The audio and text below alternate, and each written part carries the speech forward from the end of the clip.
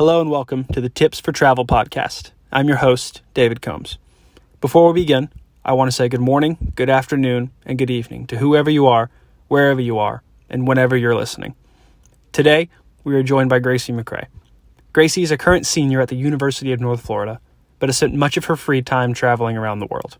Today, Gracie will be explaining some of her favorite destinations while also giving us a few tips on what to do when traveling both domestic and international. Gracie, thank you for joining me today. Thank you for having me. So, safe to say you have traveled quite a bit, is that fair? Yeah, I would say a good bit. Could you name off some of the places you've been? Most recently, Barcelona, and also Terra Dominicana, which is like the northern region of Spain. I've been to Paris. I've been to the Alsace region between Germany and France, specifically Strasbourg, the Christmas capital of the world, Mexico, Jamaica, Frankfurt, Germany. I think London. I think that's the highlights. Quite the list. Is there anything of those places that have been your favorite, per se? I would say Strasbourg, France was probably my favorite. Like I said, it's the Christmas capital of the world, so it looks straight out of like Beauty and the Beast, the fairy tale village. But it was just the food was interesting, the culture and the history. I love like World War II history, and that was a really interesting place because there was a lot of turmoil between the German border and the French border during World War II. So you could see a lot of that in the buildings and the architecture, the food, all of that. So, given your level of travel, would you consider yourself experienced when it comes to that? I would say so, yes.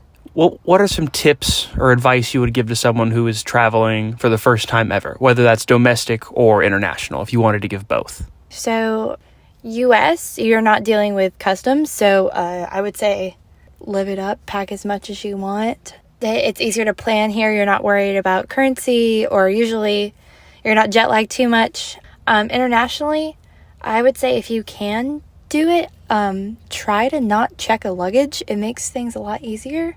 And there's a level, or you have a certain level of peace of mind having all of your stuff within arm's reach on a plane, when you're on a plane for 10 plus hours. If you could just bring a carry-on, that would probably be my biggest tip. Once you get there, I would say if you can find things where the locals are. So if you can find, like, one of my favorite companies is Tours by Locals, and they have them all over Europe at least. And you can go on a bike tour, you can go on a walking tour, Segway tour, whatever your transportation mode is. But locals do it, and you get a real sense of good food recommendations, and they know the history really well. They speak the language, etc. So you really get a realistic feel of the country or the city that you're in, and you're not stuck in tourist traps the entire time. What is life on a plane like? What's it like flying? The longest plane ride I've ever been on was 11 hours, and that was coming back from Barcelona. Your legs get stiff. I mean, personal experience, it's tight. It's not very fun, but you make do. You watch a lot of movies, or you power through trying to do work or whatever you need to do, but you make do, and it's worth it long term. You really, when you're on the trip, you don't think about, oh my goodness, that flight was terrible.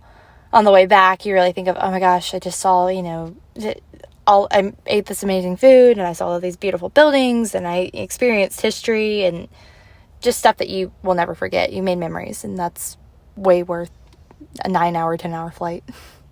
All right, and so to wrap it up, I want to do a little question here, get to know you a little more. If you could pick one person, dead or alive, to travel with, who would you pick, and where would you go? So I love 1950s, 1960s movies. My favorite actress from that era is Audrey Hepburn. Specifically, my favorite movie is Breakfast at Tiffany's, and she is from Holland, and that is my next bucket list travel item, to go to Holland. Specifically, I'd like to go in April while the tulips are blooming, so I'd like to go to Amsterdam with Audrey Hepburn. All right, well, that's all the time we have for today. Thank you, everyone, again for listening, and Gracie, thank you so much for coming on today. Thank you for having me.